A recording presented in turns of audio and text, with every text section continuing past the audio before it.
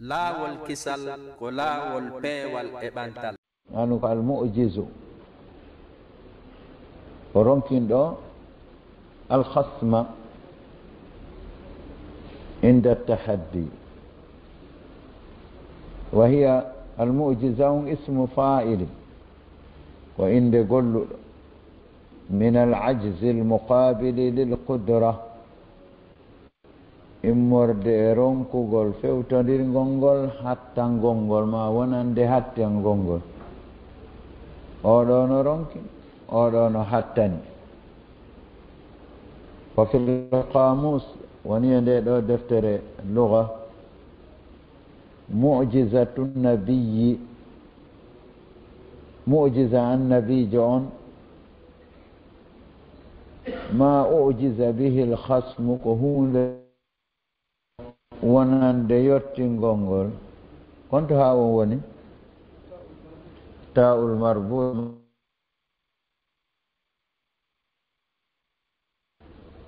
o yise daroto hal ataka hadithul ghasiya ono darote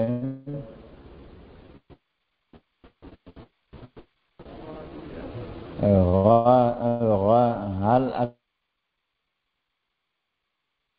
أتاك حديث الغاشية عندي دون نرمي التاء ونأتي annabaku makko mo dogina on ɗon fiyake sekuɗo aada ko wiyete sekuɗo aada ko lutondirɗo e aada خارق العادة أي مخالف العادة أنه يجريه الله على يد من يختاره لنبوته الله ندقنا أن في آكي سيكون عادة أنه لوتون دي عادة إدو جنغو أمو سبحاني ونند أنباكم مكم ليدل fiyo on fiyake ɗon tindin ala sidigihi e dow gongugol on mo allahu on suɓani annabako mum wa huwa nabi wa sihhati risalatihi e sellugol nelal makko ngal enna kullu rasulin nabi wa laysa kullu nabiyyin mada rasul jon ɗo cheikh mo waɗani en ɗo تعريف المعجزة تعريف ويتكون يعني معجزة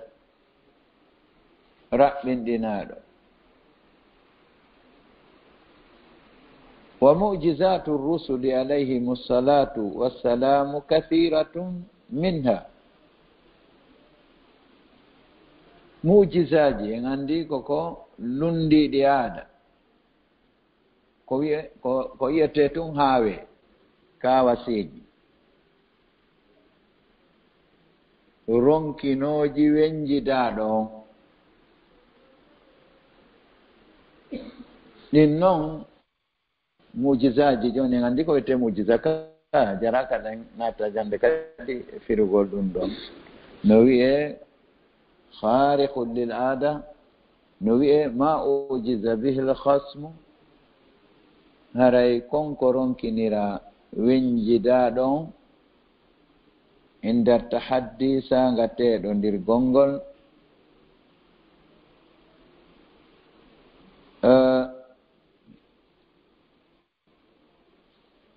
ɗin ɗon noon hiɗi ɗuuɗi min nana jeeya majji an naagatu naagewa banno وهي أنثى ماذا؟ أنثى الإبل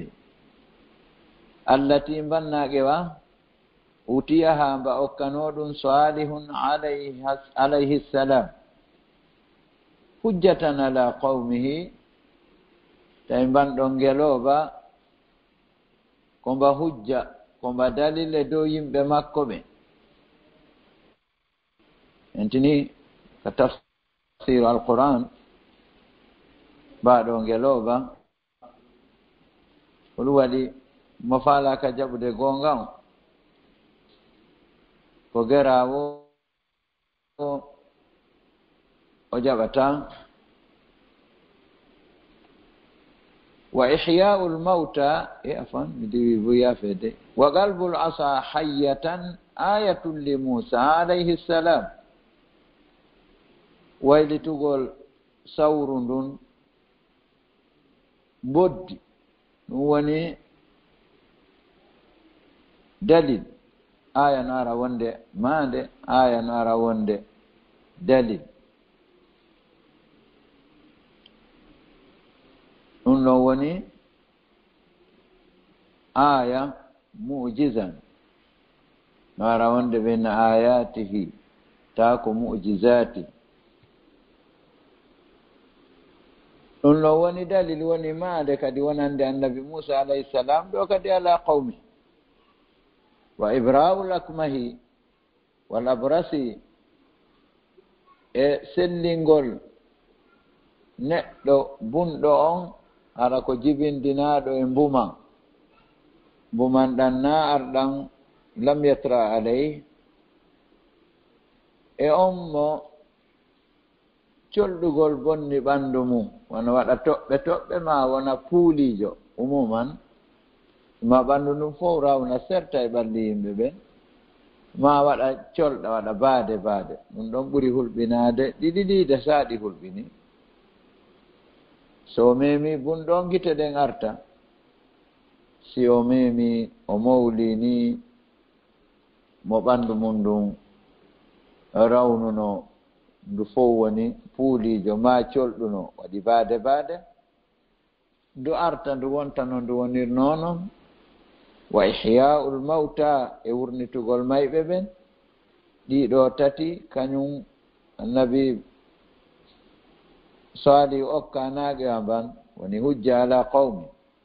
annabi Musa okka qalbul asa on andina ɗum ɗon to no waɗi ko takki ɗon kadi honɗum rawnugol jungo ngon wurnitugol mayɓe ɓen so warino juuli darɗe ɗiɗo tappi gabru mayɗo o immoto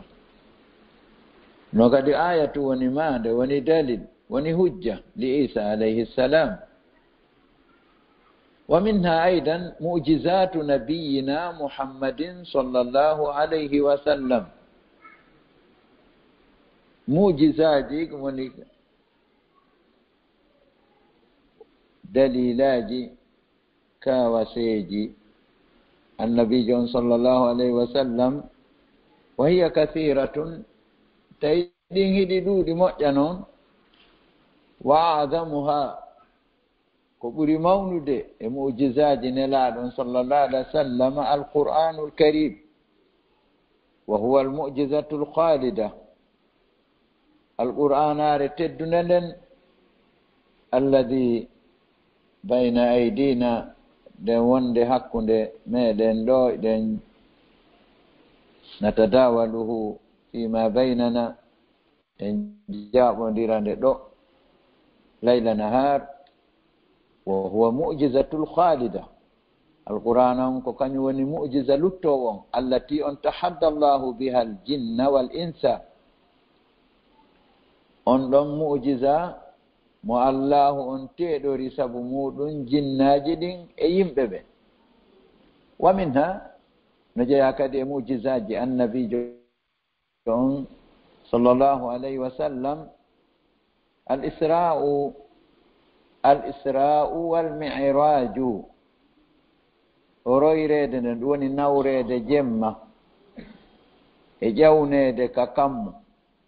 ko yeede nde ɗo julde wanshiqaqul qamari seekagol lewru ndu wa tasbihul hasa fi kaffihi alayhi salatu wassalam e subbinede kan hinagol koccuje ɗen ka newre nelaɗon sallallahu alaihi wa sallam ɓe nani kadi sawtu sami'a sawta ko noon wa haninul jiz'i ilayhi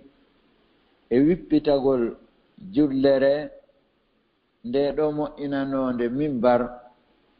kanela ɗon ƴawayno hino hutuba ɗon ñande goo nde wippiti nde yahi ilayhi faade e nelaɗon sallallahu alayhi wa sallam hari ko jullere wonno kana rasulullah sallallahu alaihi wasallam ilayhi hari nelaɗo no juulayno e nden ɗon jullere fi masjidi aslu juulide nden lawnu ko julle tamaro fempano waɗa baŋe ñappira baape no waɗi haray piiji ɗin no waɗata tawwuro hande sa hewti ka masjidi nabawi sifan ɗum ɗon suudu ala e hoore leydi ndi gollade e labeede e njalɗude suudu wootu sinara ko masjid alharami almakki ayda kono no masjid nabawi joɗɗinira noon tawi no ndeyliɗi ta yi ay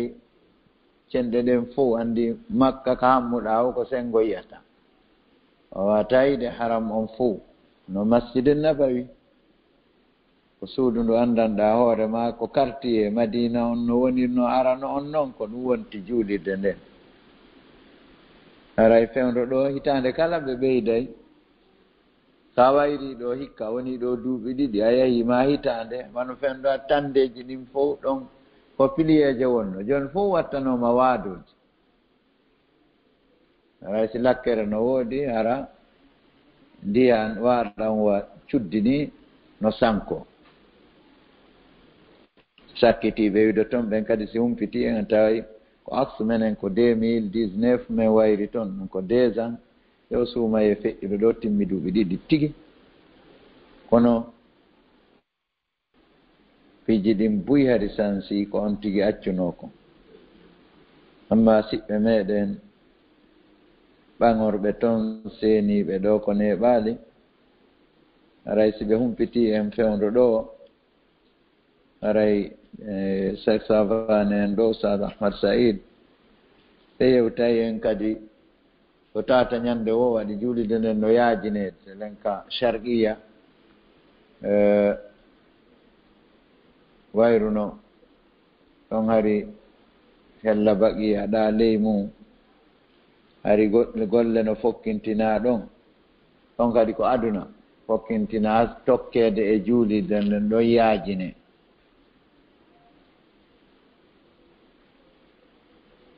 wippitagol jullere nden aslu hanin ko sawtu naqa tigi tigi on ko hito ko aka luga aslu hanin ko hito naagewa ko mba ñuuñata mba waɗa hito e hoore ɓiɗɗo mabba on tawi yurmegol ɓiɗɗo on jullere nden kadi wippitori noon wono wasi goɗɗum faalama wadde ɓiɗɗo naagewa mban no mba gerdata noon dammi ɗin kadi kadalika wandi kullum ɗo fuu nayo ɓiɗɗo mum on meme haray on haɓay kisan yen tun joni wippitagol jullere nden yaafaade e nelaaɗo wa ikhbaruhu kako ikhbarihi wa ikhbaruhu ne na wa ikhbaru wansigagol qamari wa minna al-isra wal mi'raj kam tanjini de ko wa ikhbaruhu onno kamɓe ko wa ikhbarihi de ɓe waye wa haninu nam aljizi ilayhi wonno ɗo ko wa ikhbaruhu wonata de ka ok andi awa ɗon wa ikhbarihi la wa ikhbaruhu e humpitigol nelaaɗo an hawadithil mustaqbali wal madi piiji waɗoji ɗin ko arata ta ɗi warra noon kadi e piiji wannoɗi ko feƴƴi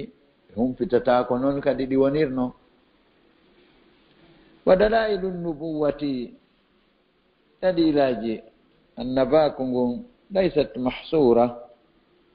illa taaki ko ɗi dumbaɗi mooɓa fil mu'jizati ani e kawa se goto mu'jiza goto kama yaquluhu almutakallimuna ono wolita ɗum ɓeɗo yimɓe haaloɓe mere ɗum woni aslu maɓɓe ko falsafa philosophie ɓe bal hiya mujizaji ɗin na moɓaɗi e mujiza goto kasiratun ko ɗi ɗuuɗi ɗi mutanawwiyatun ko waɗɗinoje nelaɗo ɗo en yiiɗo iɓe mari mujizaji boyi gogon alqur'ana e yiton al-isra'u ɓe nawrede te makka naɓe baytul maqdisi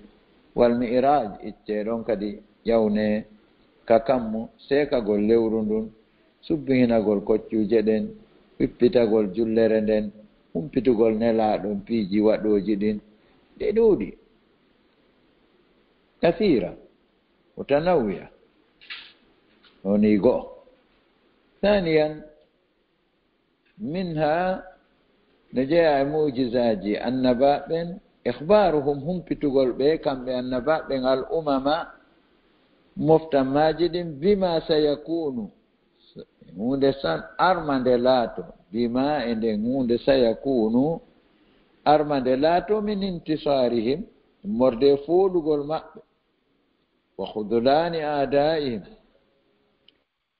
e woppede ayɓe maɓɓe ɓen ɗum woni accidede e hoore maɓɓe hara wallaka wa baqa'il akhibati lahum heddagol sakkitode moƴƴere nde wonande ɓe kamɓe annabaɓe ɓe haalani kono ara ɗum ano metti jaɓude enen noon piiji buy ɗo wo ɓaawo ɗo seeɗa telen wano duuɓi 25 en ono 95 96 mo miijino ɗo courant wona e jongandema bimbi haa janngo bimbi hara coupaade ma juulirde waɗete climatiseur on tigi yeddiray ɗum ngal anndu haa ɗo fewndo tawno julɓe ɓen no famɗi doole maɓɓe ɗen kadi no famɗi walloɓe ɓe ɓen kadi no famɗi limore maɓɓe nden no famɗi wiigol ɓe fewje e aduna on fuu fewndo sahabaɓe zakkaji ittete kadi mooɓoyteno ko aduna on hatti toon adde ha hewtine madina ono e nette sendane miskinaɓe ɗum ɗon e nette ɗum ɓe yeddirayno ɗum sabu ndaargol alhaali o fa waqa'a kama akhbaru ɗum kadi waɗiri wano ɓe humpitiri noon tigi walam yatakhallaf lundaaki minhu immorde ko ɓe humpiti kon shey'un hayye hun kama hasala wano heɓorani li nuhin wonande annabi nuh wa hudin wa salihin wa shu'aibin wa ibrahima wa luta wa musa wa nabiyyina muhammadin salawatullahi wa salamuhu alayhim ajma'in mimma qassahu llahu fi kitabihi immorde e hunde ko allah on issi ka deftere makko ɗum waɗi ara janngugol alqur'ana on faama firo mayre on e jeeya e ko wallitotoma e ɗi fuu en tini kala ka hamma aslu on ko qur'ana on e ka aqida ɗo e jongandema kam fuɗɗino ɗen deftere nden ka muqaddima ko alqur'ana ɓuri ɗuuɗude e ko dallinorte kaɗon makko nela sa yaari ɗo ka fiqiha ari ɗen jannga ɗo deftere fiqiha الملخص الفقهي من روض المربع شيخ فوزاني حفظه الله ورعاه يعني no aayeje ɗen a tawi no ɗuuɗi ko noon kadi en yi hay ka fara'id ɗo siɓɓe men ɓe waɗani en dawran e ɗe balɗe hafidahullahu wa ra'a ko ayeji alqur'ana ɗen yusikumullahu fi auladikum lidhakari mithlu haddi al-unsayayn ha hewtoyi ka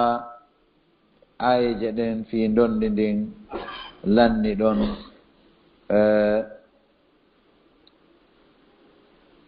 haray ko len ɗon ɓe adi janngande e lannode corte wongo haray si a yahi ɗo ka nahaw kadi a taway aye istidlalati jiɗin ko ayeje alqur'ana ɗe haydu hay kasiratun nabawiyya awai ay al-Qur'an no heito luwa de harai fa alaikum bil Qur'an tilawatan wa hifdhan wa tafsira harai e katika suma e fe'iro do tawi hunjibe al-Qur'ana ben en taw ko be ke wali non si tawi ko be hunjaki haye bo andi on tuma be mo yitere wotere kabum be woni ko lando no sa hunjaki do kono bette dawai sa fonti do kono do di kadara sa fonti kadi ko muskil andi non harai ono woni dernier a hunjati sa fonti kadi a wawata jangude ko fontuɗa andi tonin ɗon ala sina on ley ɗon kon ɗum wiyete on haray ko fatunde andi goɗɗo no feƴƴinara mo jindude naam salisan e dalilaji ɗin wa minna no jeeya e mu'jizaji ma dalilaji e dalilaji on andi ko dalilaji on ɗen e wiide ɓe adda ɓe fuɗɗoranen hon ɗum mu'jiza ɗon ari gasi joni ɓe ƴettanen ɗo akhbaruhum umama bima sayakun ɓe arani en kadi salisan wa minna annama ja'u bihi andu ko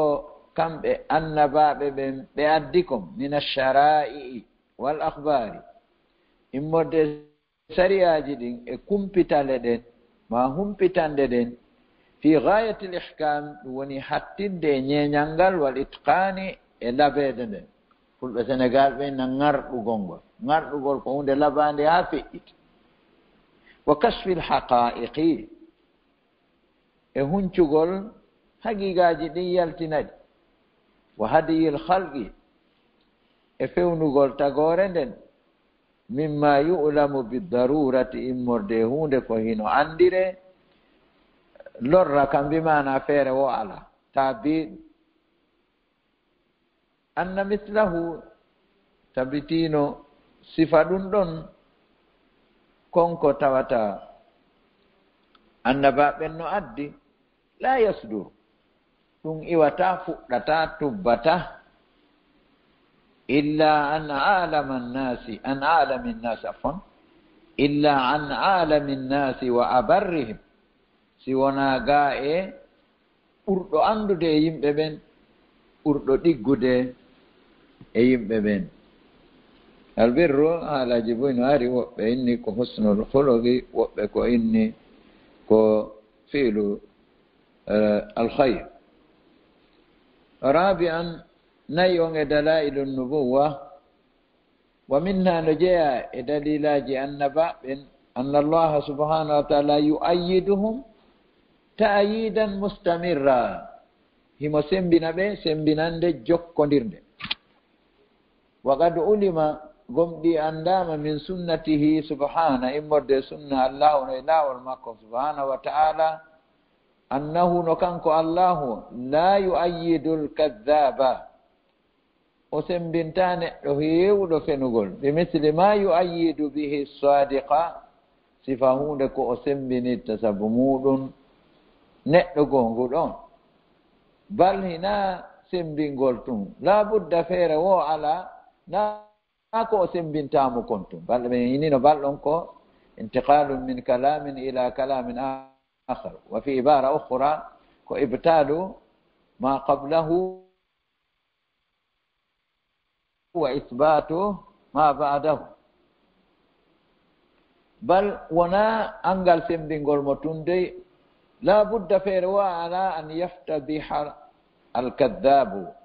دتواتا ويرتوتو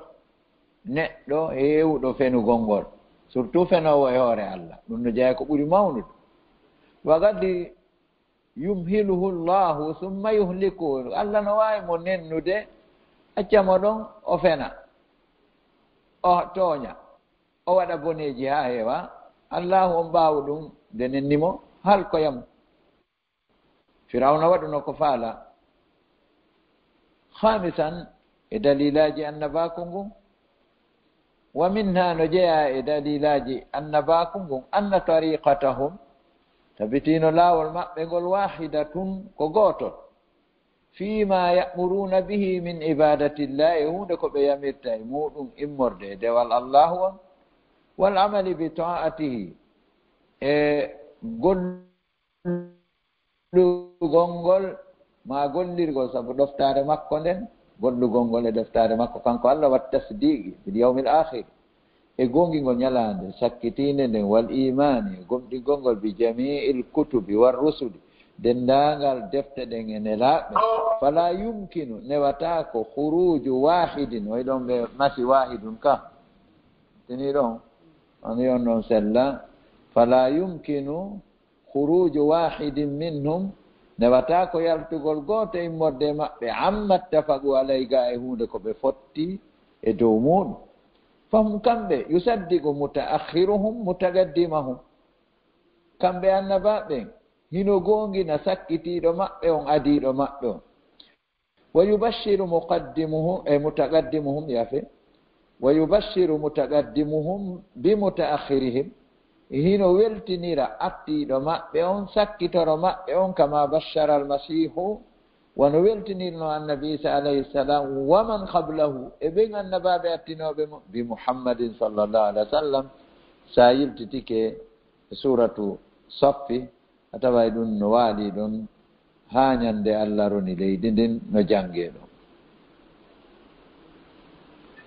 wa kama saddaqa aidan muhammadun sallllahu alih wa sallam jamia annabiyina qablahu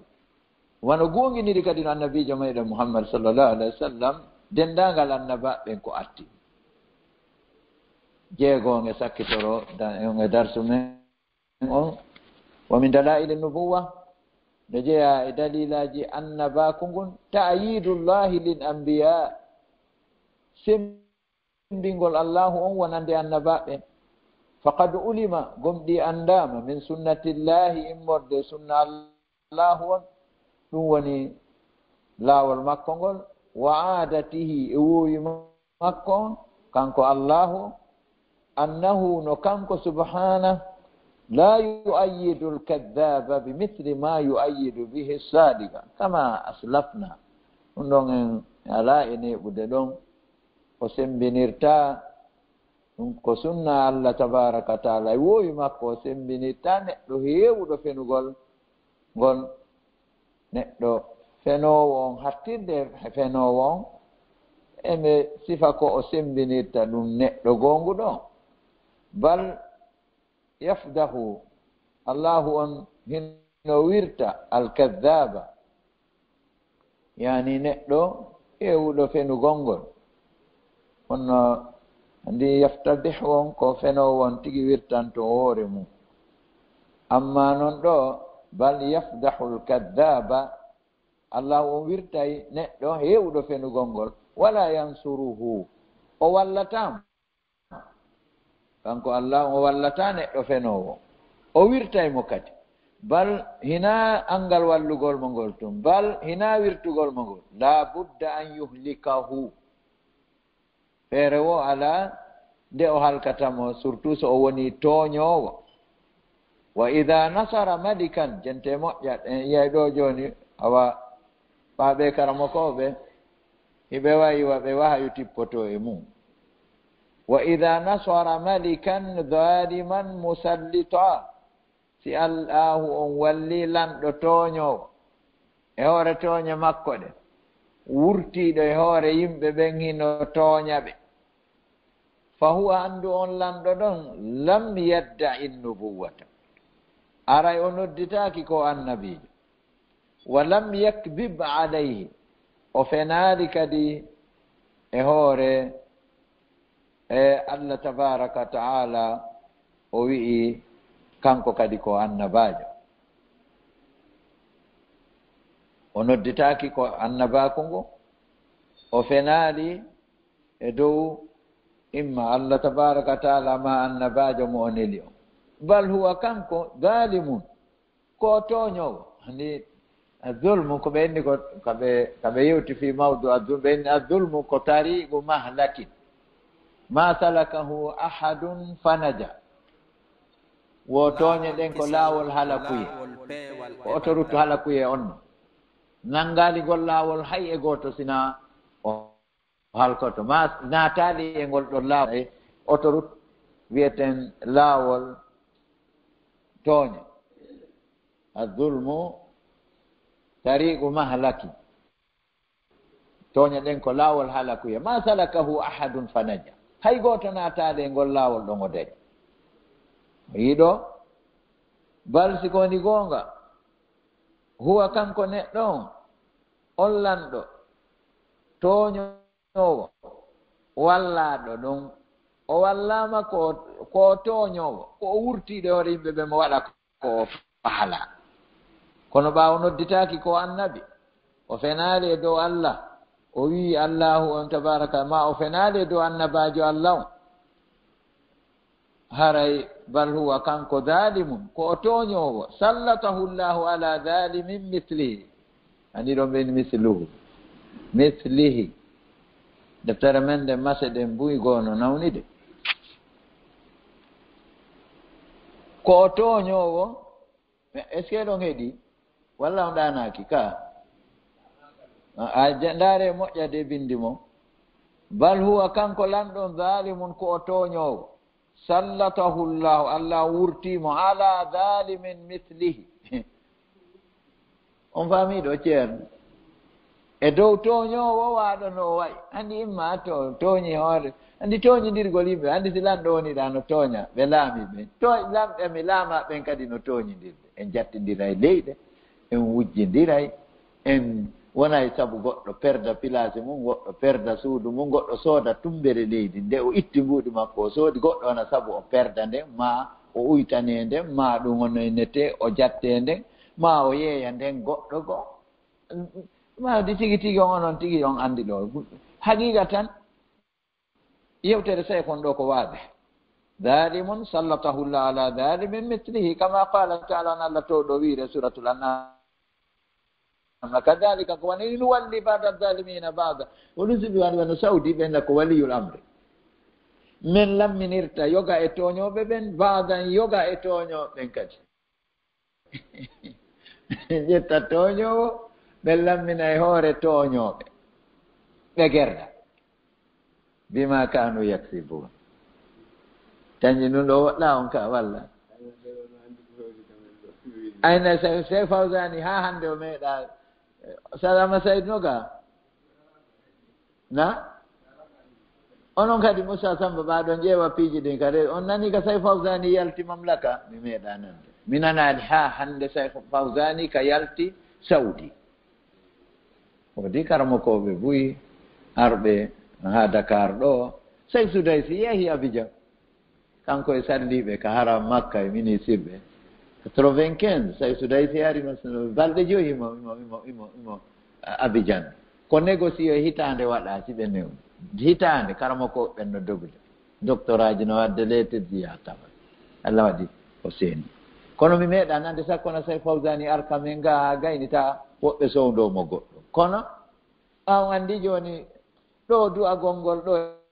e wattanayi hillagoy o tawi huɗidir ane de on andi ɗo yewtere nden ɗo dow mi tañƴini andi mi ndaaru ɗum ɗo mi sikki taw ɓaandi ɓa fen ɗo aden wawata moƴƴi aray sikka ko nawnare nden ara dirtini fondo on kono ɓa aden tun ha joni no ñamude ino arde ka juulidde ga hay kufune accaali naafiiɗo lokke mi andi ha joni feetal taw kono ɗum ɗo aani ni moƴƴa o andi joni siɗa du'ade ɗo tawi noon ko ni woniri joni est ce que hulɓinaki sina e hoore ma wonɗa du'ade no waɗi du'aji ɗi kara andi jaborta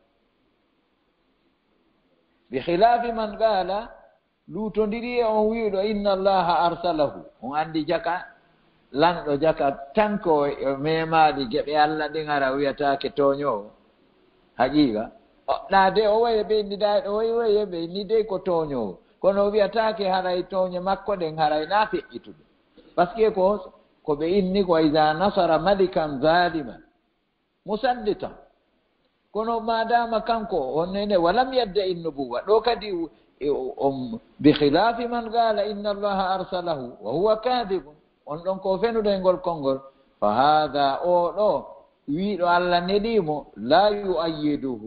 الله أن سنبنتامو تأييدا مستمرا سنبنان دي دومين هو اللي سنبنان موندو سيدا أم فهمي على جبكة سلا بارك الله فيك ولكن سيكوني قد يمهله قمدي الله أننا مدة دمنه ثم يهلكه أهلكمو فإلى هنا نقف أرى إن دارتين كان في جدي مؤجة جوني كا أفير program doa uji أرى إن عندي جاك فايدي و إن عندي جون نواتم pellet andeji no wodi mimi innandano no ani ni dey kono non joni kadi si tawi kadi ko do ni ardi do kadi ara buri aninde allahumma salli ala naam sibbe julbe tedduɓe assalamu aleykum wa rahmatullahi wa barakatuhu haɗa min salmin ewnu ko kala ko wonɗon ko kikiɗe ɗo ɗe haɗa ɗumen noon ko saɗe mon ko tooli radio lawol kisal haray no nanirɗen no haray réseau on kuppi hakkunde me ɓe usage en to kono haray ɓe yaltino gaso ɓe natta joni inchallah haɗa ɗen tori allah subhanahu wa ta'ala on yo allah tabintin réseau ji ɗin e newnanayi saabu no haray yewtere nden no wonde muhimma mouradu moƴƴiro fi balɗe sappo arande ɗen ka dogkin ɗo ɗe konen anande usage en anen kadi eɗoɗen udditen ɓerɗe ɗen e haqqillaje ɗen usage ewen no jentitoroɗen manditoɗen makuli ɗin fi yeɓawnafitorde ka nder gurna meɗen wonana en saabu moƴƴo fi kala kara aray karam fen assalamu aleykum wa rahmatullahi wa barakatuh bismillahi rahmani rahim alhamdulillahi rabbil alamin إن الحمد لله نحمده ونستعينه ونستغفره ونعوذ بالله من شرور أنفسنا ومن سيئات أعمالنا من يهده الله فلا مضل له ومن يضلل فلا هادي له وأشهد أن لا إله إلا الله وحده لا شريك له وأشهد أن محمدا عبد الله ورسوله ثم أما بعد السلام عليكم ورحمة الله وبركاته ونسأل الله سبحانه وتعالى أن يبارك لنا في جلستنا هذه وأن يجعلنا من الذين يستمعون القول فيتبعون أحسنه. فموضوع لقائنا في هذه الليلة المباركة بمشيئة الله سبحانه وتعالى فضل عشر ذي الحجة. في هذه الأيام عشر ذي الحجة فمشيئة الله سبحانه وتعالى موضوعنا يتعلق بهذه فضل أيام عشر ذي الحجة. أرى مسيئة تدب باو دي أردنا لدنان يقول الله تبارك وتعالى إرسنا متقنكم أنا رويته وعلى إقومة ونافنكم دون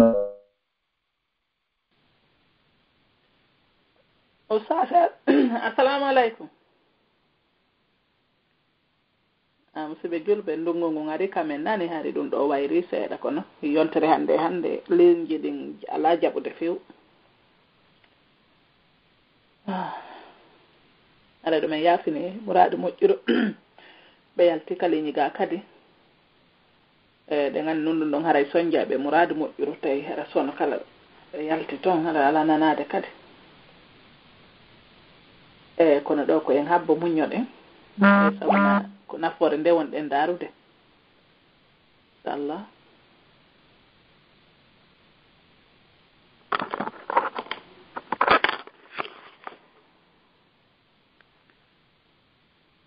na musidɓe julɓe ara ɗen darde sen humpodira e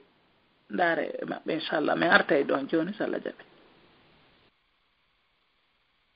laawol kisal ko laawol kisal ko laawol peewal e ɓantal. إذا جاءك المنافقون قالوا نشهد إنك لرسول الله والله يعلم إنك لرسوله والله يشهد إن المنافقين لكاذبون اتخذوا أيمانهم جنة فصدوا عن سبيل الله إنهم ساء ما كانوا يعملون ذلك بأنهم آمنوا ثم كفروا فطبع على قلوبهم فهم لا يفقهون وإذا رأيتهم تعجبك أجسامهم وإن يقولوا تسمع لقولهم كأن Assalamualaikum. Waalaikumsalam Ustaz. Nalatum. Haja? Halo, naam Ustaz. إنهم خشب مسندة minni ɗuma réseau ngala jaɓde mi ngala nande ko ɗon wolde ko mi noddi on ha kono mi sikki onon kadi o ngala men nande.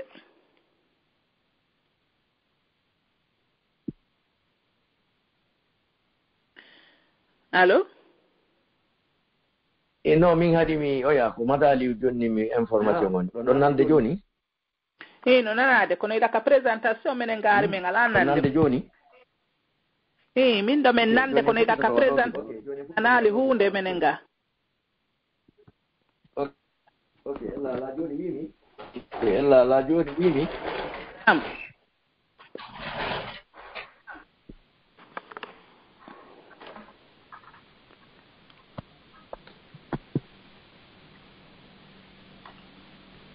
Allo? Naam. Naam, ɗon nande men? Yimɓe ɗon nande on hadde kono réseau on ɗon be hande miɗo namde on naam kono réseau on fiyondira limmi o réseau ɗo hande miɗo namde on naam hadde ɗon nande lan nande on usa onon ɗon ɗomi nande usa isa nun haala kan no pooɗi moƴƴa nun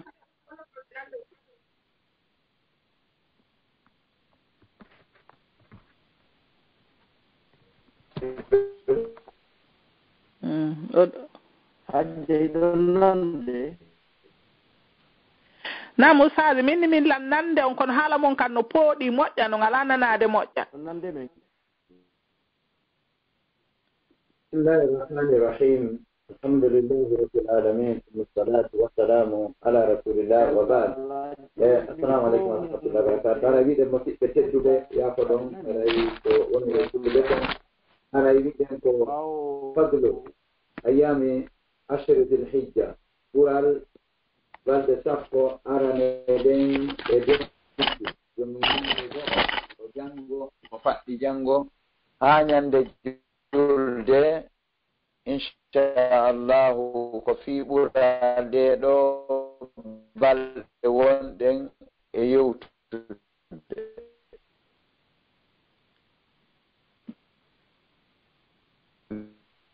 wiɗen fa innahu min fadlillahi wa minnatihi hande dey no jeeya e ɓural allahu on e moƴƴere makko nden an jaala li no jeeya e ɓural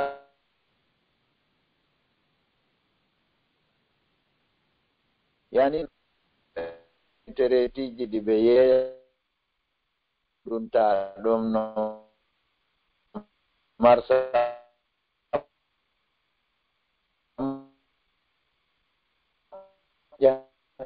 ɗo ka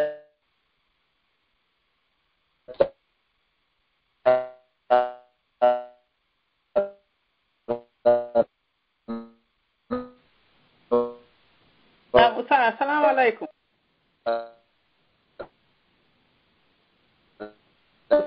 Ustaz assalamu aleykum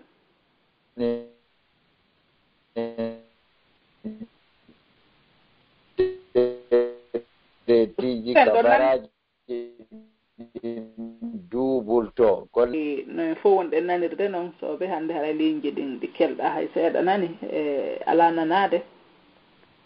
ligne réseau on o labaka hannde few few noon ɗo kadi haray no kuppude tum ɓe chaque fois haray en yii senen en yewtiga kamɓe ɓe ala e nande haray ɓe continue kono hara enen kadi en ala ɓe nande kono hara réseau maɓɓe on kadi kuppa ɓe yalta kadi ka ligne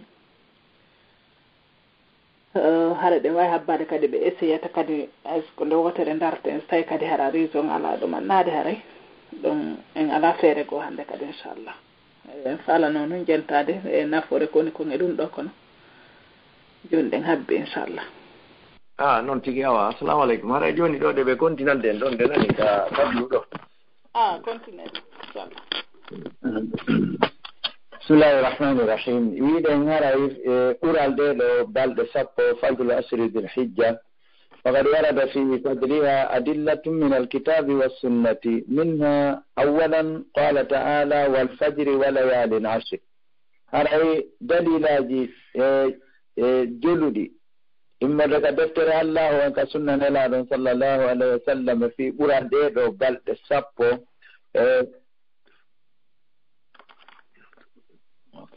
بدأت بل السبو بإذن الله سبحانه وتعالى haray no mette Allah wi wal fajri o wondiri fajri on wala yalin ashir o galɗe e jemmaji sappo jonnodi jemmaji sappo ko firoɓe ɓen ɓanginanta en kon woni ko faanda wala yalin ashir qala ibnu kathir rahimahullah ono gando mawɗo o wi almuradu biha ko faandora e ɗi wala yalin ashir oni ko ashru dil hijja ko balɗe sappo arane ɗen kadonkin wonni kama qala ibnu abbasin wa ibnu zubair wa mujahidun wa gayruhum rawahu al-bukhariyu fi sahihihi haray ɗen andi si ɓeɗo firi haray enen koyen heɗo ibnu kathir rahimahullahu o wi ko faanda e ɗeɗo ɗiɗo jemmaji sappo ko balɗe sappo arane ɗen kadonkin o wi ano wiiri ɗon abdullah ibnu abbas oɗo ko sahabiyun jalil wondema o wi ko wano ɗum wiiri kadi on noon wano noon wiiri kadi ibnu zubair wa mujahid wa gayrum ɓeɗo ko fof ko aimmatul mufassirin ko imamuɓe firoɓe alqur'ana hara jongi e sahabaɓe ha e tabi'inaɓe ha e karamokoɓe ɓe tawata hina jeyaɓe sahabanaji haɓe tabi'in imam al-bukhari woni ko filli ami oɗo hadise firo e wala yalin ashir ثانيا دليل جديد بعد صفوة عن ابن عباس رضي الله عنهما قال أولو ترجمان القرآن عبد الله بن عباس أماكي قال رسول الله صلى الله عليه وسلم نلاد الله أماكي وندما ما من أجل أبدا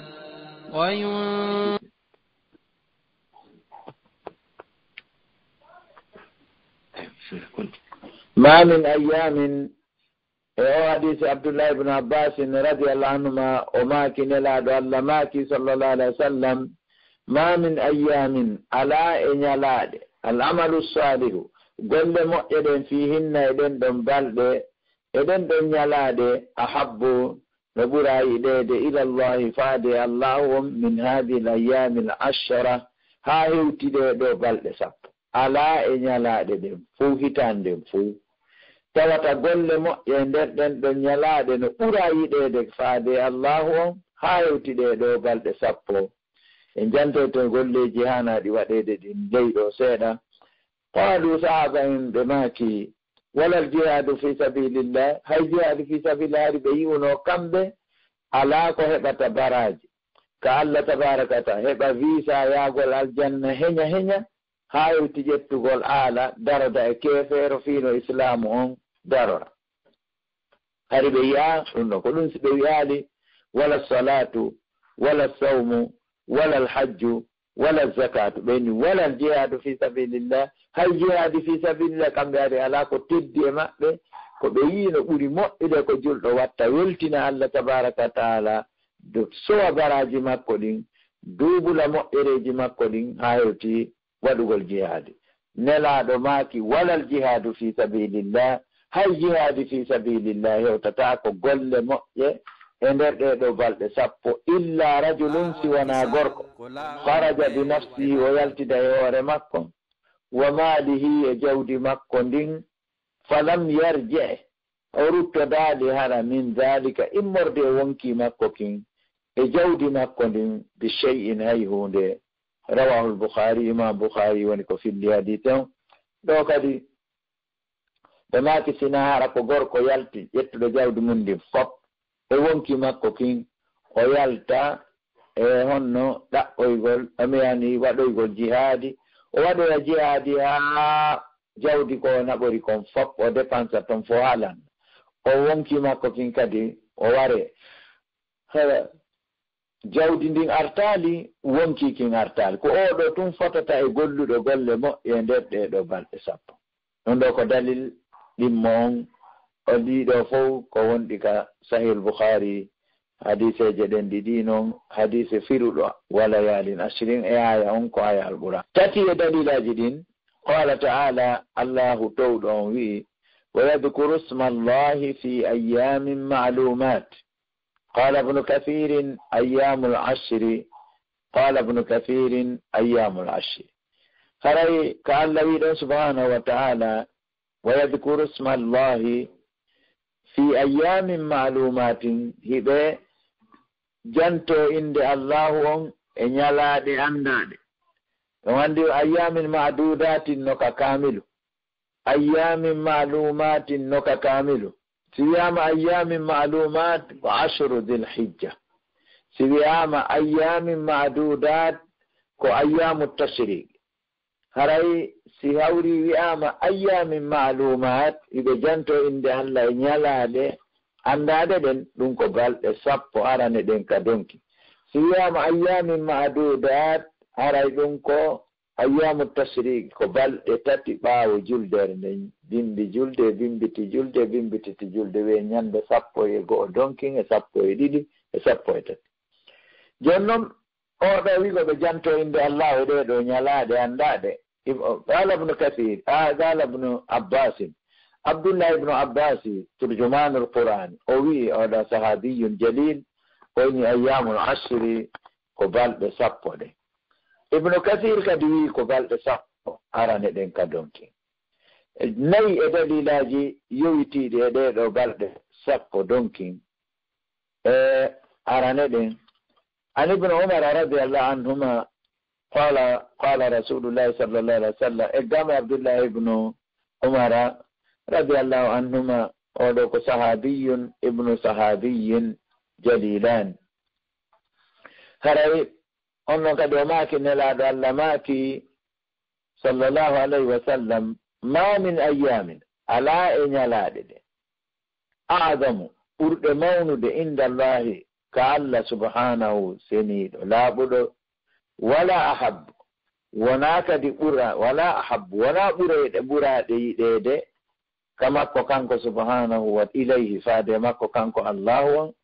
al amalu salihu golle moƴƴe ɗen fihinna e ɗeɗo min hadi l ayami l 10 ha hewti ɗeɗo balɗe 10 arane ɗen ka donki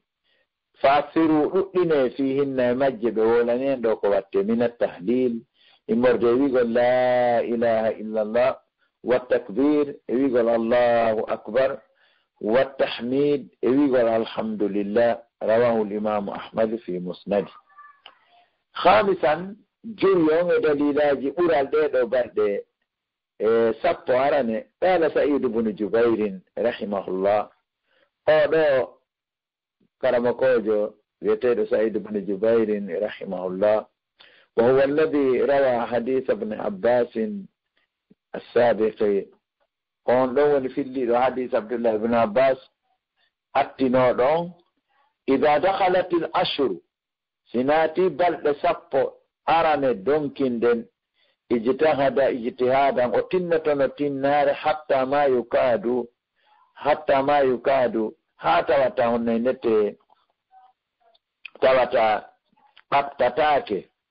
يقدر عليه دي eɓɓete sifa e dow ɓattare makko yani on e ndete e dow tinnare nde o tinnide te tawata ɓattatake hatta ma yukad yuqdaru alayhi hala tawata ɓattatake nde eɓɓete e dow tinnare makko nden rawahu darimi wa huwa hadithun hasan. Sadisan e dalilaji tindinayɗi ɓure ɗeɗo balɗe sappo qala ibnu hajar fi lfath ibnu hajar o waɗɗo sarhu sahihu lbukhari o maaki walladi yadharu nden hunde tawde hino feeñi anna sababa anduno sababe on fi imtiyazi ashri dhilhijja e ɓurugol balɗe sappo arane ɗen ka donki ñalaɗe hitande nden fuu sabu ɓurgol ɗeɗo balɗe sappo ɗeya ñalaɗe heddiɗe fuu o maaki kanko ibnu hajar al asqalani o limakani ijtima'i ummahati l ibadati fihi o wi ko fii ko wiyeten kon hawtitugol neniraji dewal ngal fuu e ɗeɗo balɗe sappo neniraji dewal ngal fuu hawtita ɗon hiɗi ɗo ɓe konta ɗi nayi wa hiya salatu wassiyamu wassadaqatu walhajju wala ya'ti dhalika fi ghayrihi. Karay ko ɗiɗo wiyete nene dewal ngal. Nene dewal ngal julde nden go'o heɓata ko ɓuri mayre. Wassiyamu si feƴƴi shahada on ko julde nde woni persidange ko Allah rewreteko. Wassiyamu e korka kan horgol jongi ñande go'o si on tigi no mari cellal ha ñande jeenayi si tawi o heɓali feere balɗe en jeenayno ñande jeenayi kan yawmu arafa o wakkilo. Naam haray wa sadaka ittugo sadaka damal ngal no udditi fewndo ɗo goto kala o gandi julaɓɓen ɓe hulanayi e tereti ɓe soodoya marsandisi moƴƴo marsandisi welowo yimɓe ɓen ɗuɗuɗo ɓe adda ɓe hibba ha stokuji ɗin heewa ɓe sarsa ha magasin on heewa ɓe hibba ɓaawo ton stok on ha ɗiƴodira fi arɗo wo hara tawata on nenete ɗo kadi ko noon ittugo sadaka ɗo wonande marɗo si himo anduno moƴƴere ko woni e ɗum o ƴettane ko mari fof o hokkitira. Wal hajju e hajju on kadi ɗe ɗo balɗe sappo par ce que hajju on ko jongandema ñande jeetati yaate mina waale ɗon no wiye on nennete yawmu tarwiya wiyata bimbi dawe arafa ko ɗo wiyete yawmul hajj arte waale musdalifa nde ñande jemma wiyata bimbi sigite ɗen fokkiti laaɓugol ɓange ɗon kadi fewre ka mina ka jamraji ɗin buge on tigi bugo jamraji ɗin yaha hirsa hadiye mum on ilto fembo yaha makka wangoyo tawaful hajji tawaful ifada. Haray ɗiɗo nayi julde nden e korka kan e sadaka on e hajju on ɓe wi wala ya'ti dhalika fi ghayri ɗiɗo nayi wawata arde hawtita sina e ɗeɗo balɗe sappo. Jon noon ma yustahabbu konko yiɗa on e ndete fi hadi l ayame ɗeɗo balɗe. Awalan assalatu julde nde no wawa ɓe landotoɗo landoɓe e hari meɗen juulude hari ɗon juulude kono habbe tun joni ha famodire. Assalatu julde ay yustahabbu hino yiɗa attabkiru dawgol ngol ilal fara'idi faade fariddaji ɗi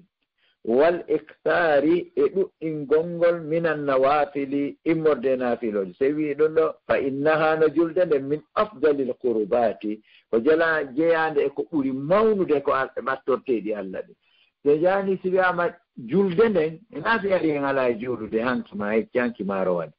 ko wi'a koyɗa daw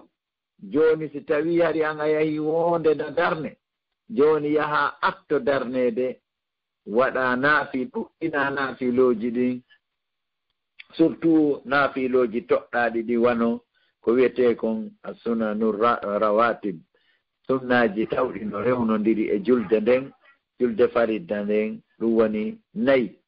ɓaawo fana nayi atto fana ɗiɗi ɓaawo fana e ɗiɗi ɓaawo futuro ɗiɗi ɓaawo geeƴe ɗiɗi atto suba hawtitande ɗeɗo ko 12 nelaaɗo maaki man hafada alayha bana Allahu lahu baytan fil janna kala reenuɗo ɗeɗo darɗe 12 nayi atto fana ɗiɗi ɓaawo fana ɗiɗi ɓaawo futuro ɗiɗi ɓaawo geeƴe ɗiɗi atto subaha hawtitande nde wona 12 darɗe nelaaɗo maaki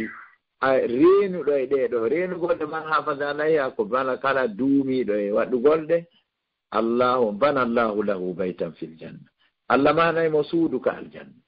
jon noon harayɗen andi mahanaɗo suudu ka aljanna waɗi a heɓi garanti o heɓi visa aljanna waɗi Allah mahantamo suudu ka aljanna naɓamo ka yiite haray holli ndu suudu ɗo gongondu labete waɗi ko Allah mahatan ɗiɗi on teren on kaka aljanna haray ko toon suudu ndu mahete karama koɓɓe wi haray yo neɗɗo wattilo haray no jeeya ɓe Allah mahanta cuuɗi mahanɗo Allah juulirde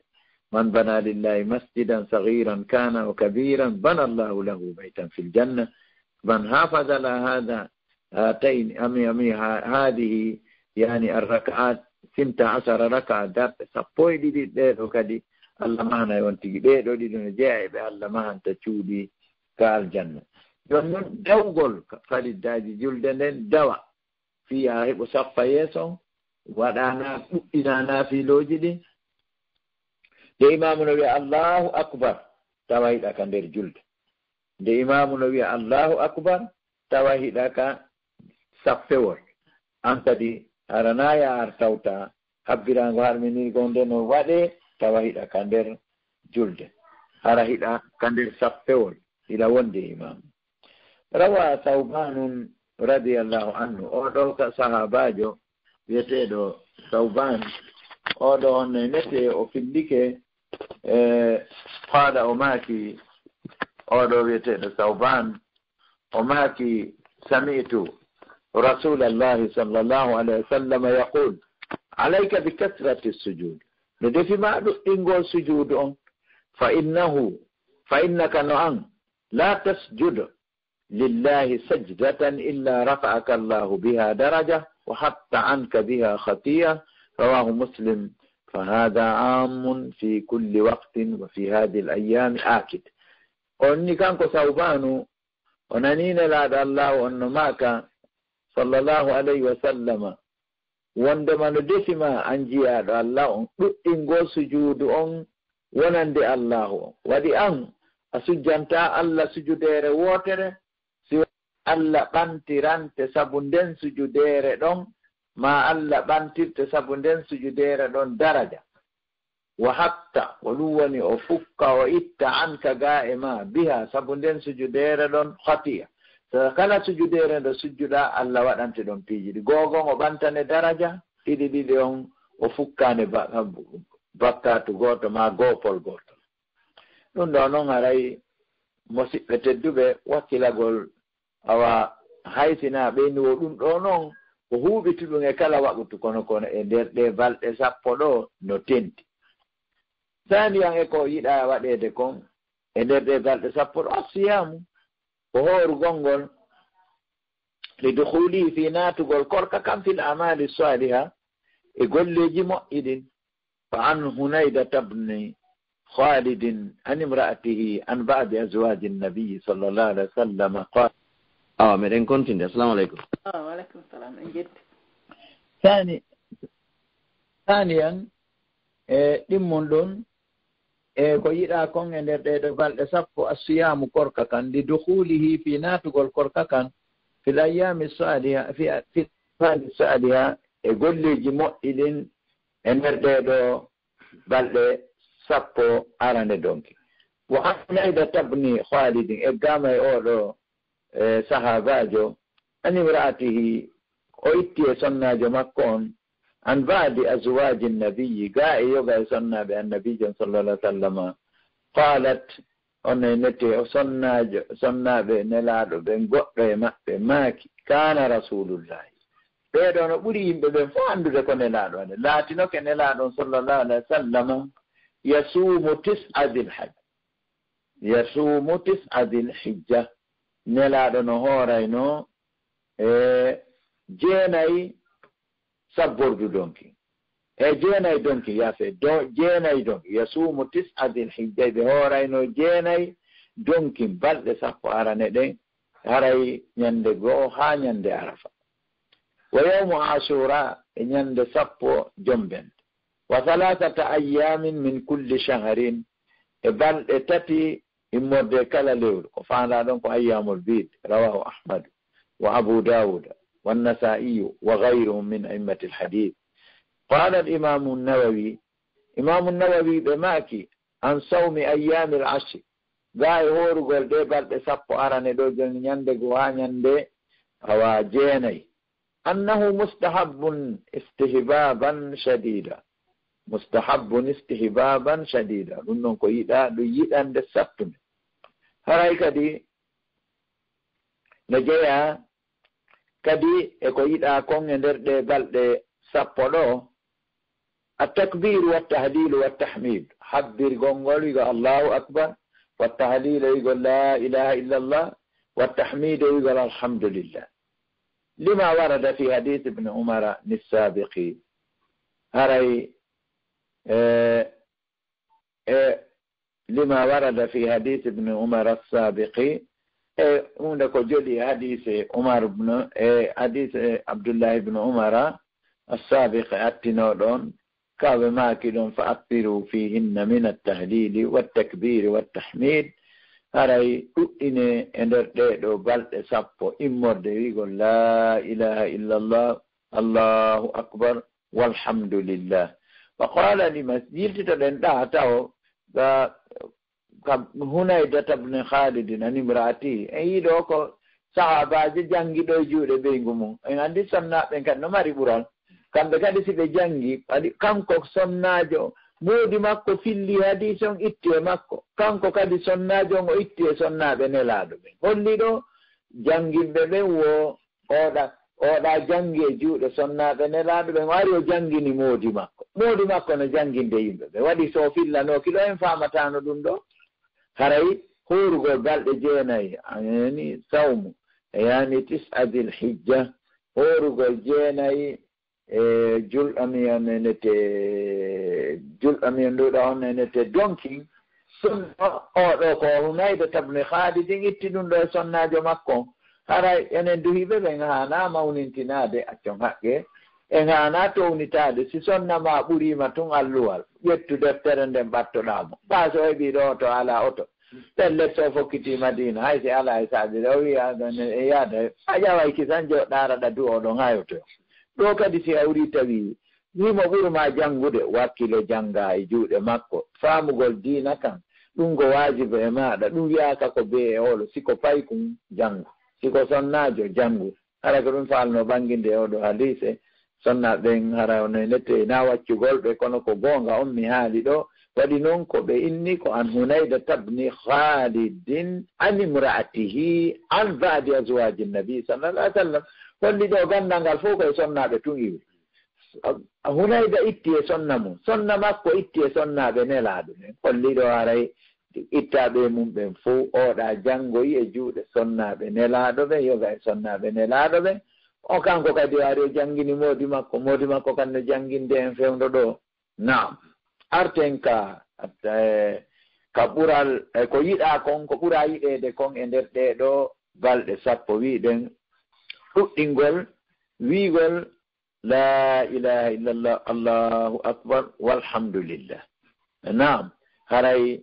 وقال الإمام البخاري رحمه الله إمام البخاري ko gaytu woni yewtude ɗo masiɓɓe kala makoɓe yani on nete Mawlana Ibn Abbas en Ibn Kathir en Mujahid en yani on nete Hunayda en yani Imam al-Bukhari en Imam Ahmad en Imam Muslim en ko ɓe wiyete Imam an-Nawawi en ɓe andi Imam an-Nawawi kañum waɗi sarhu Sahih Muslim Imam al-Bukhari kañum waɗi sarhu Sahih Bukhari yani on nete ko ɓe wiyete kummaluɓe ɗeɗo mofte eggowo fi dina o ha eggay e ɓeɗo ووي كان ابن عمر وأبو هريرة رضي الله عنهما يخرجان إلى السوق في أيام العشر يكبران ويكبر الناس بتكبيرهما أنتما كان بديل وكان إمام البخاري بفلك وندما بماتي وندما يلا يرمي بلاتنك ibn Umar e Abu Hurairah be yaltayno be ya faade kamarsi hande ne mo wadi dum ben naw feti kono so jetti taliro dari ko sendina fino yira e wiata on don feti kono amma si go yalti do kamarse wi Allahu akbar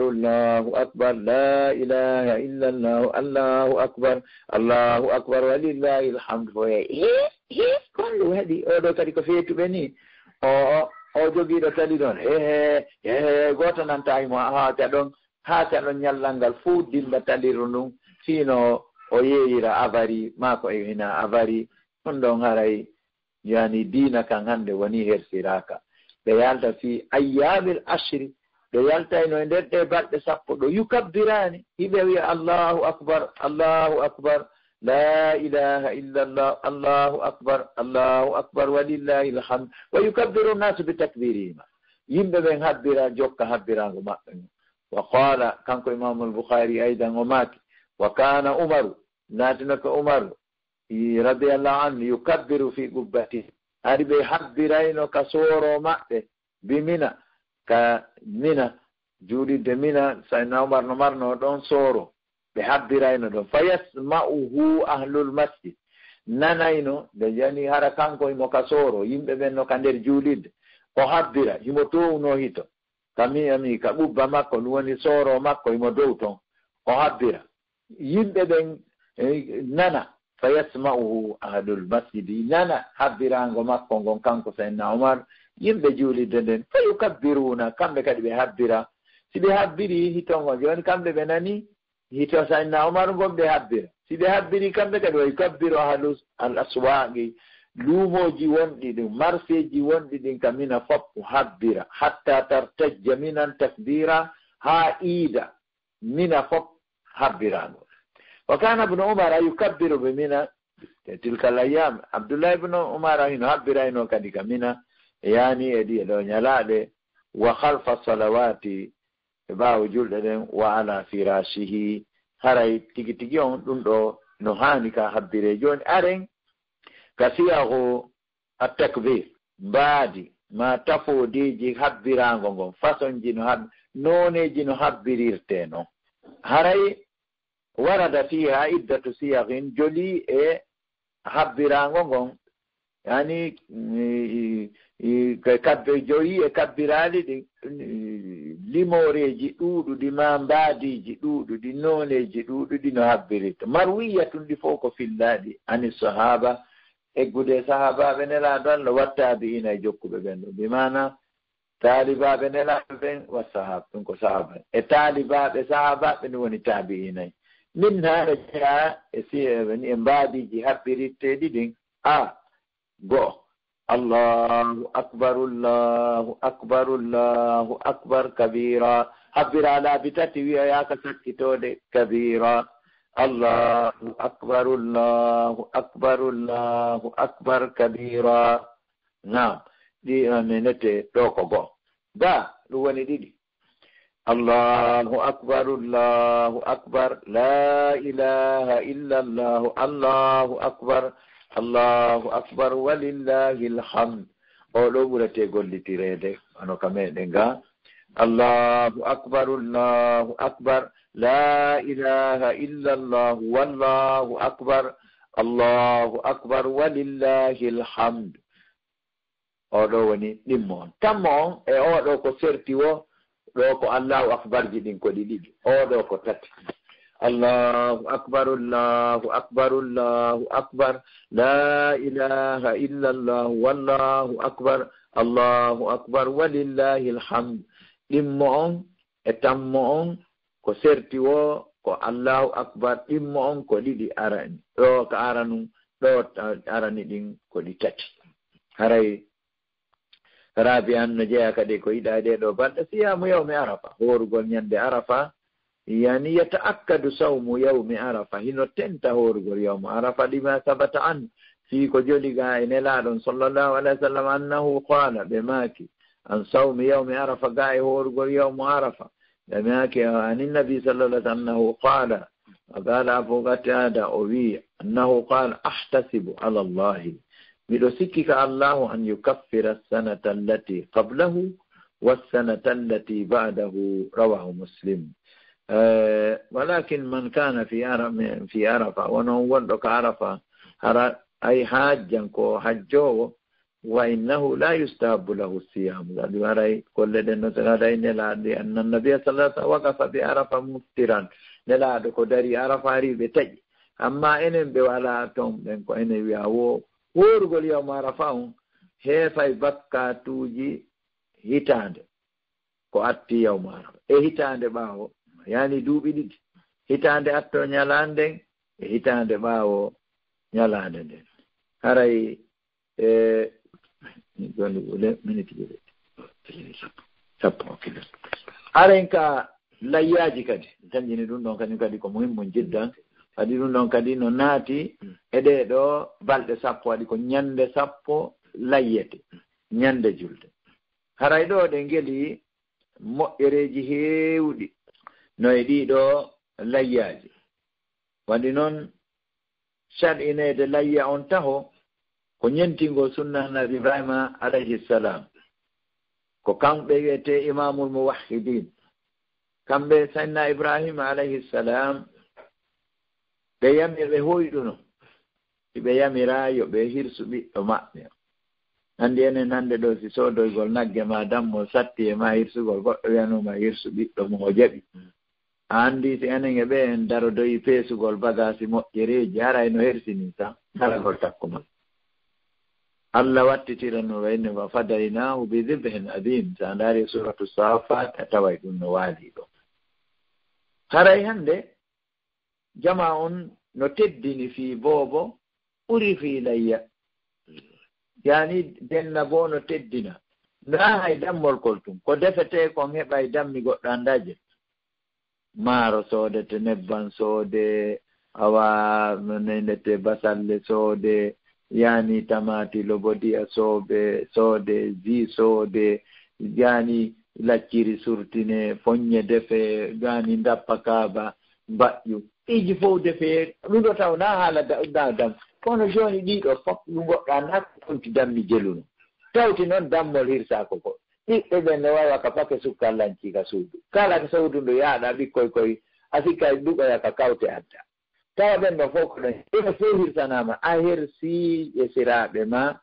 jibinanede bobo ronka hirsude dammo an a hulaari Allah hersuɗa julɓe ɓen andi donkin ko ardata hitande mijiti ko jelo maayi biro waɗi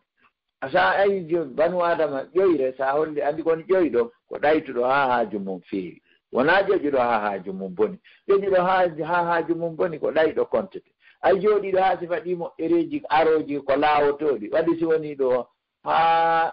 sappo donkin on feƴƴi sappo e goo feƴƴi sappo e ɗiɗi feƴƴi sappo e tati feƴƴi jongi sappo e nayi layyara a lutti si Allah tawnima sa hirsi ko saɗagare hono yimɓe ɓen docteur Mouhammadou Ouri Bari hafidahullah wa raɓe ma ka wigol haami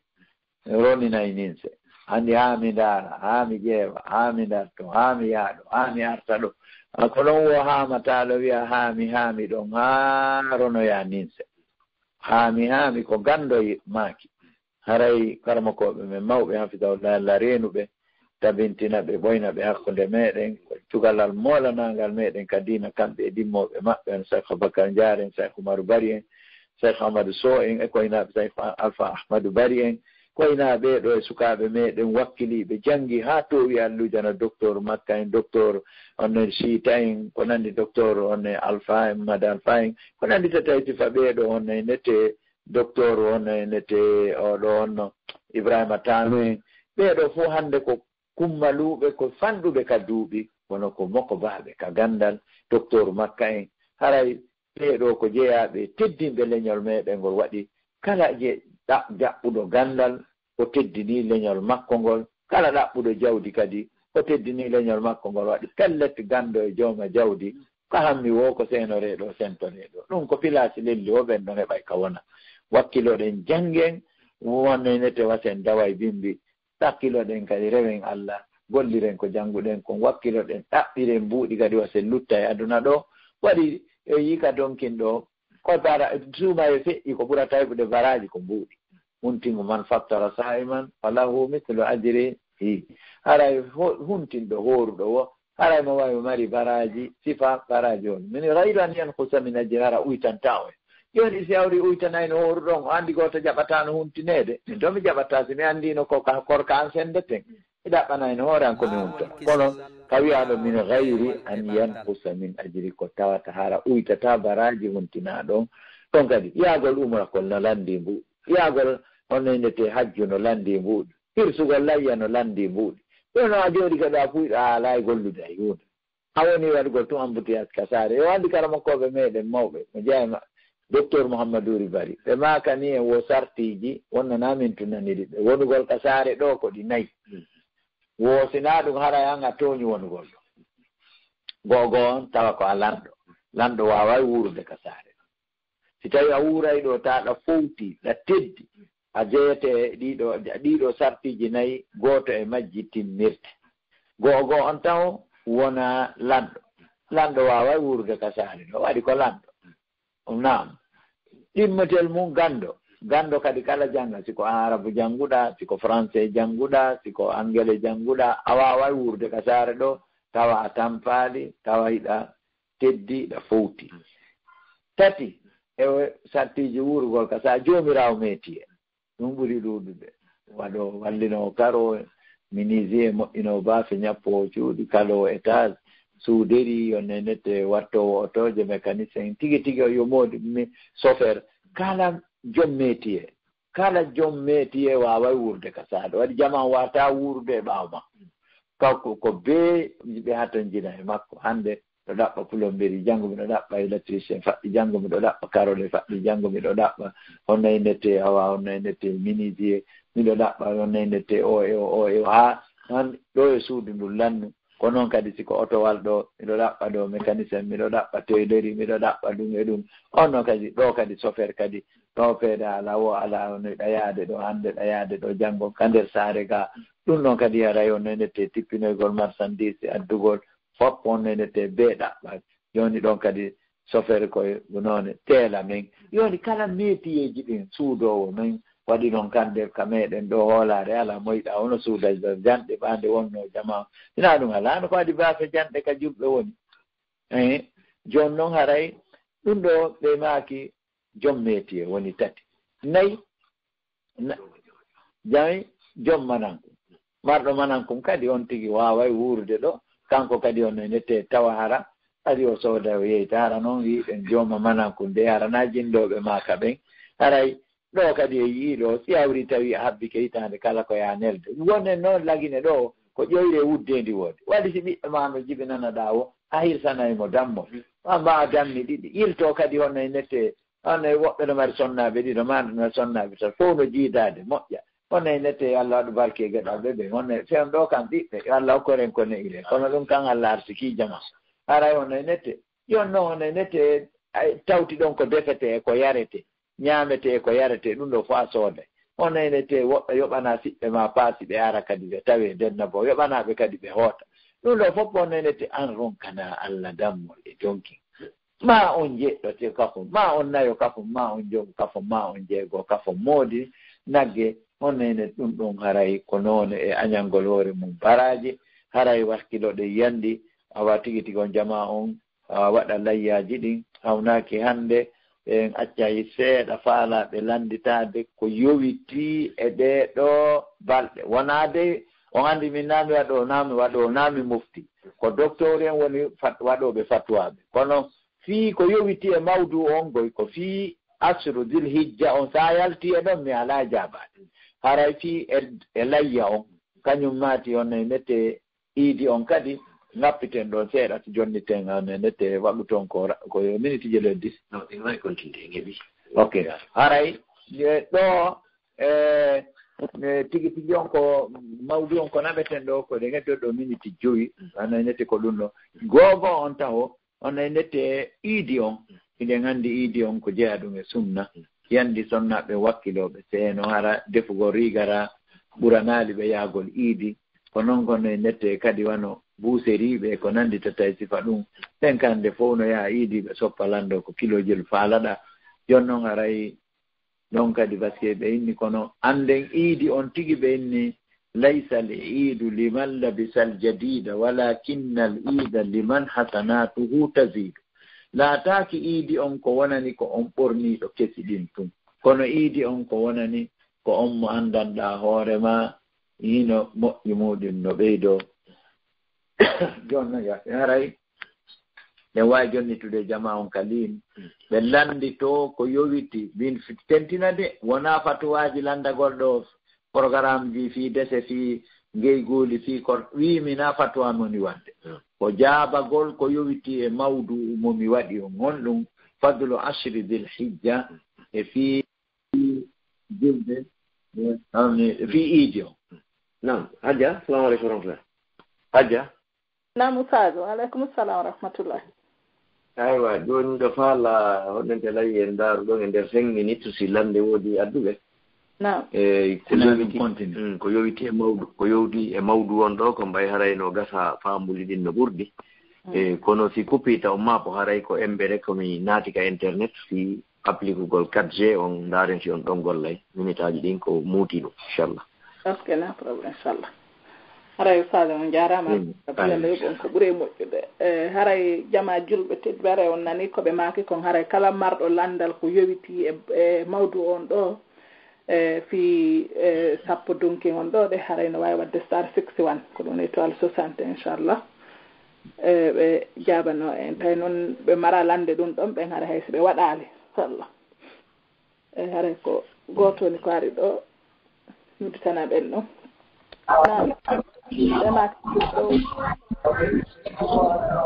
Assalamu alaikum. Wa alaikum assalam wa rahmatullahi. Ustaz no jenti on ɗo. Assalamu alaikum Ustaz. Naam. Wa alaikum assalam wa rahmatullahi wa barakatuh. Habis jenti. Alhamdulillah. Bibi go afere jaldo.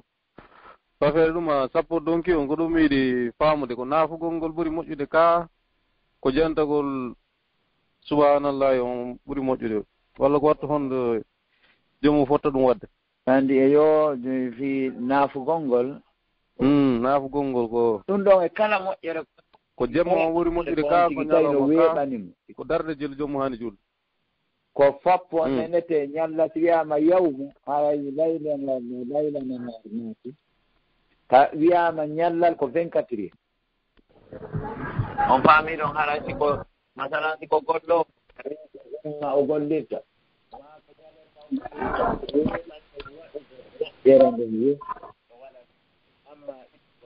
ito mo ngol noon sidaɓude toon sage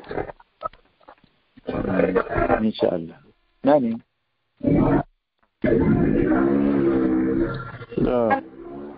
ko ara ko ɓeeɗa nanaki ko makuɗon kon Oustaz mini men nanaki ko makuɗon kon nanaki landal jabalwal maɓɓe ngol nanaki ok jabol ngol nanaki ok ɓe rewtade muɗum wa ko ɓe maaki wo si tawi ko jemma ma ko ñalorma waɗirte ko jemma ɓuri moƴƴe kam inni foppu no fota waɗi ko wiyete yawmu ko jemma e ñalorma ko 24 heures on fuu siko julde siko korka kan ko ñalorma ɗen andi juulugol ngol kan ko jemma ɓuri moƴƴude naafugol ngol amma jantagol inde Allah mara jemma mala ñalorma siko a doginowo ka ɓaawo walamma siko a gollo ka ɓaawo biro ma subhanallah walhamdulillah wallahu akbar wala ilaha illallah ɗum jara ko be yimɓe nana onon kadi on e nette siyawri ko hoorugol ngol kadi newanima iɗa wawi hoorude ɗum ɗon haray mara jemma mara ko ñalorma hoorete kono haray amma naafiloji ɗin watteɗi jemma ɗin ko ɗin ɓuri moƴƴude waɗugol qiyamul layli on e nette sina ɗum on e nette ɗiɗi kadi jokka sunnaji ɗiwiɗen sunnete wiitega jettintingo sunnaji ɗin awujojum ay attana ɗiɗi ma sana ɗiɗi suturo ɗiɗi ma geeƴe ɗiɗi atto subaha inchallah nam sara ɓe faami nam Adja faamike faamike jooni onon landiɓɓen on faami ko woni tum menen ga haut-parleur o yahi taho min yiltitike kono joni aray no woodi kadi heddiɗiɓe toon goto noon joni ƴetten oɗo ɗumanno ɗen goto ɓeɓe numéro mum sakkitori ɗo ko 2680. assalamu aleykum.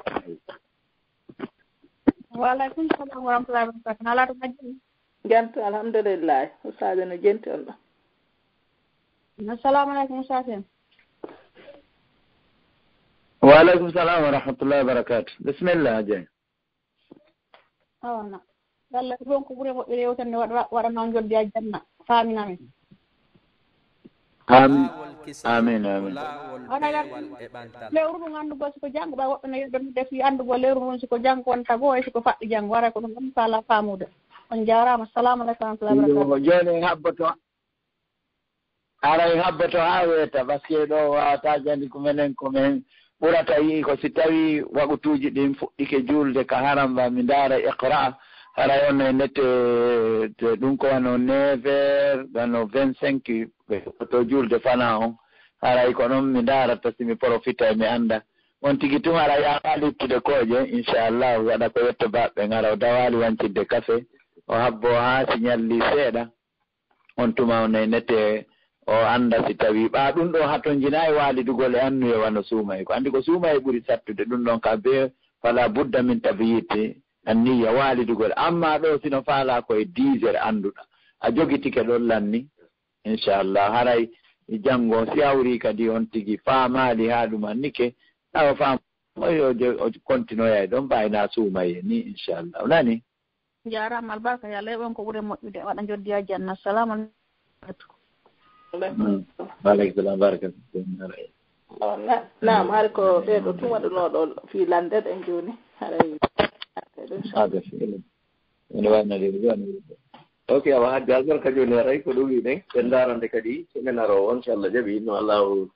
tawnidiri en e article en kadi no imamuɓe men gaawo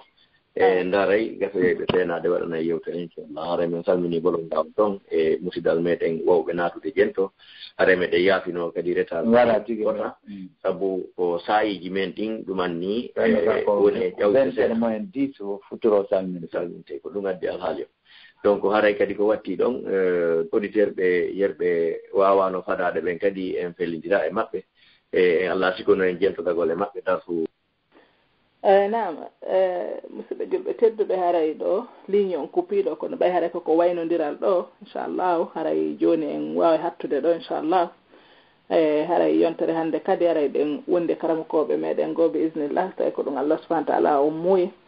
haray on fof weltanama on du'anama en torki Allah subahana taala on yo Allah hokku en baraji ko woni kon e oɗo sappo donki newnana en e gollugol ko kanko Allah subahana taala o yiiɗi o yalli ko e hokka en battane moƴƴo o hawtidira en fof ka jannatul firdawsil ala o yafane bakkatuji meɗen ɗe o yafane feƴƴimɓe julɓe ɓen fof amina ya rabbi haray on fof weltanama on du'anama inchallahu haray en yontere hannde si joyi yontere hannde jaaɓi haray men noon fof assalamu aleykum wa rahmatullahi wa barakatuh. Allah subahana taala hokku en walugol e jaam. laawol kisal ko laawol peewal e ɓantal